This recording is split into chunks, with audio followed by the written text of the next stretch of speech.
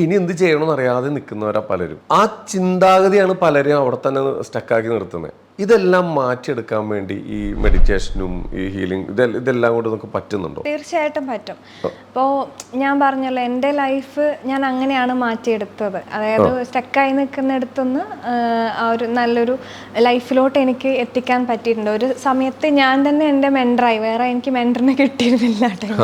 അപ്പോൾ പിന്നീടാണ് ഞാൻ ഒരുപാട് ക്ലാസ്സിലേക്ക് പോയതും അതിനെപ്പറ്റി കൂടുതൽ പഠിച്ചതും റിസർച്ച് ചെയ്തതും ഇൻ്റർനാഷണൽ ലെവലിൽ ഇതിനെപ്പറ്റി പഠിച്ചു. അങ്ങനെയാണ് ഞാൻ ആളുകളിലേക്ക് ഈ എൻ്റെ ക്ലാസ് ഞാൻ എത്തിച്ചത്. കാരണം ഇപ്പം ലൈഫിൽ ഏത് രീതിയിൽ സ്റ്റക്ക് ആണെങ്കിലും നിങ്ങൾക്ക് ലൈഫ് ചേഞ്ച് ചെയ്യാൻ പറ്റും. അതിന് ഫാൻസി മാനിഫെസ്റ്റേഷൻ ടെക്നിക്സ് യൂസ് ചെയ്തിട്ടല്ല ലൈഫ് ചേഞ്ച് ചെയ്യേണ്ടത്. അതിൻ്റെതായ സ്റ്റെപ്പ് ബൈ സ്റ്റെപ്പ് നമ്മൾ ഒരുപാട് ഹീലിംഗ് ചെയ്യേണ്ടതുണ്ട്, ഒരുപാട് ഇന്നർ വർക്ക് ചെയ്യേണ്ടതുണ്ട്. അത് ചെയ്ത് കഴിഞ്ഞാൽ നിങ്ങളുടെ ഹെൽത്ത്, റിലേഷൻഷിപ്പ്, കരിയർ, മണി എല്ലാ ഏരിയയിലും നിങ്ങൾക്ക് ആ ഒരു ബ്ലോക്ക് മാറ്റി നിങ്ങൾ ആഗ്രഹിക്കുന്ന ലൈഫിൽ നിങ്ങൾക്ക് എത്താൻ കഴിയും.